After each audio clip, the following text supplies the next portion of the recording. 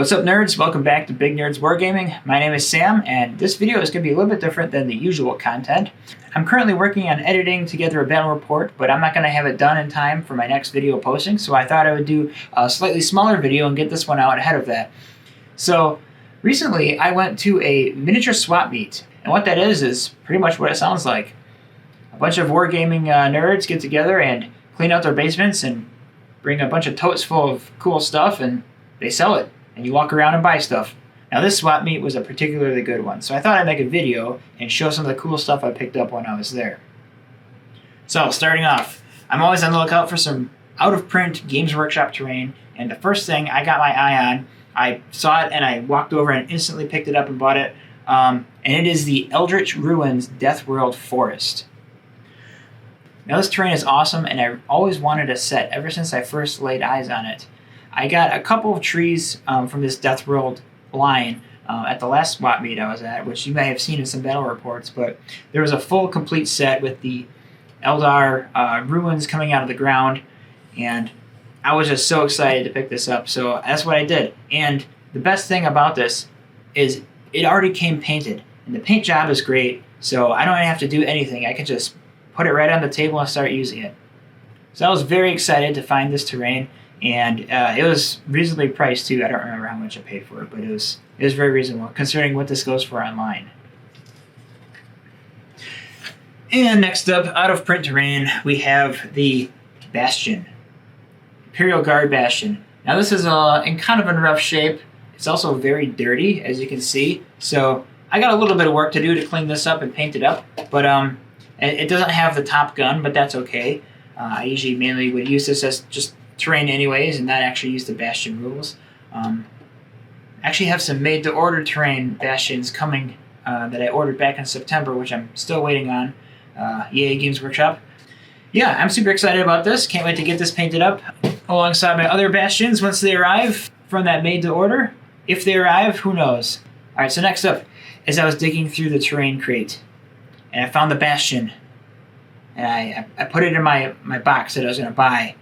Andrew was there with me as well, who you've seen in other videos. He picked up something in the back corner. He said, "Hey, what's this?" And sure enough, it turned out to be a Baneblade. $20 Baneblade. Now it's in some rough shape. We got a missing track. It's rattling. What's that?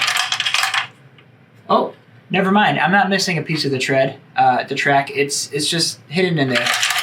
You can hear it. But yeah, we are missing a sponson. These bolters are a little loose, but I think if I do some perusing online, I might find some acceptable proxy bits that I could 3D print and maybe give this guy a power wash and bring it back to its former glory. So maybe I'll do a whole video of that at some point, restoring this Baneblade rescue. But I was super excited to find this because I am working on a Death Corps of Krieg army, 3D printing a lot of the infantry guys from the Station Forge. There's a designer that makes those proxy models, and I think they look really cool. So I'm going to use those as the infantry and kind of go from there and acquire more Imperial Guard pieces and build out an army just kind of slowly over time. So I was really excited to find this Baneblade to add to that force. And then next up, we have another rare Imperial piece of terrain. It's the Aquila Strongpoint. Now this came out in 2012. It's got a big, huge cannon on the top. You can take it off the top, and there's also a missile silo there.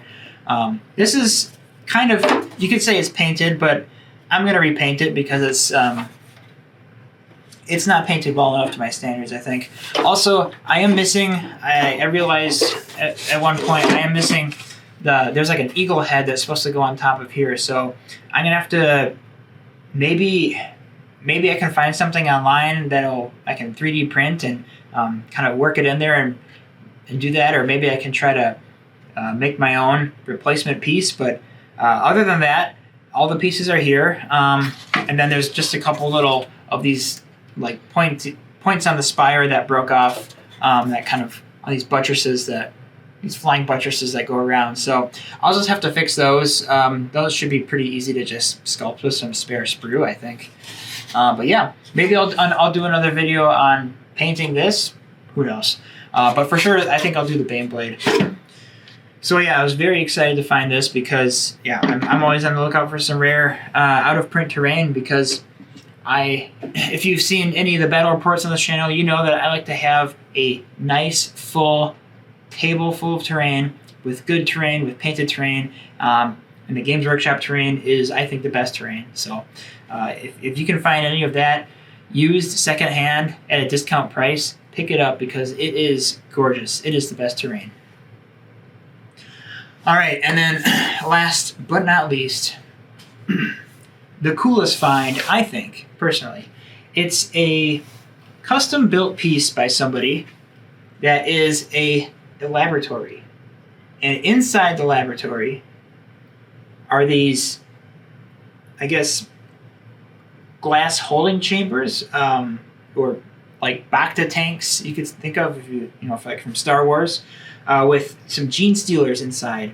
And it's like a whole lab, and 2 of them are busted out, and half of the building's busted out, which is super cool. But it's painted really well too. But the cool thing about this, like what I think, which got me really excited, is they wired up LEDs. So there's actually two battery bays. There's one on top, some AA's, and then we have another magnetized battery bay that's got a 9-volt and a little circuit board. And then there's a couple of hidden switches. So this first one turns on right here. There's a switch. You just turn it on, and it blinks red. So that's kind of like the warning klaxons that are going off. And then the other switch, I believe, was there we go.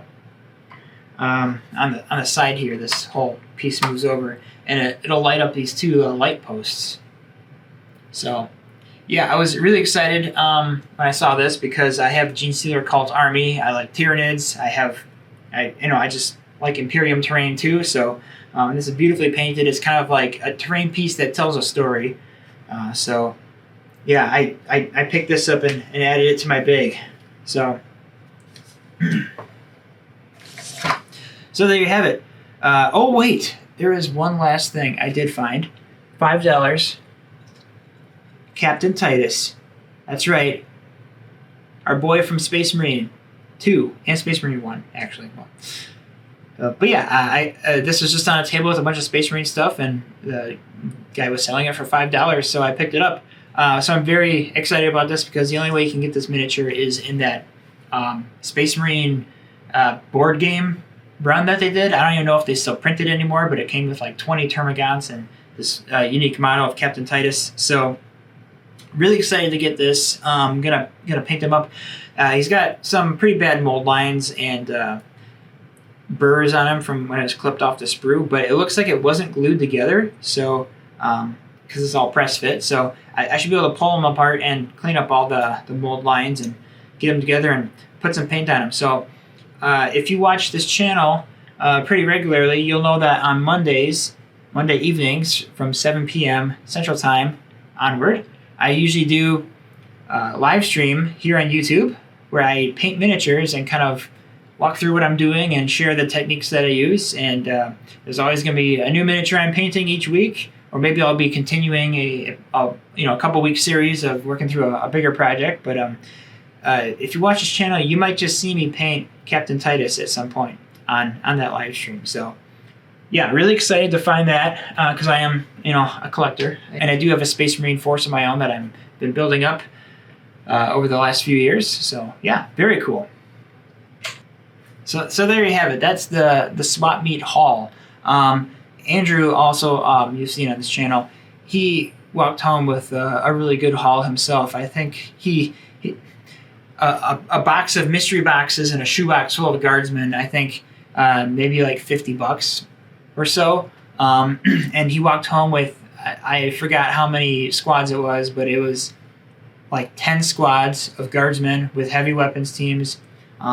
There's like a Space Marine Storm Talon, I think it was, flyer, and a couple other things. Like, it was, I think, probably the haul of a lifetime. So if you ever see an event listing for a swap meet in your area, I'd highly recommend that you go check it out because you really have no idea what you're going to find. Sometimes they can be kind of a bust, and other times a total gold mine for miniature collectors like myself.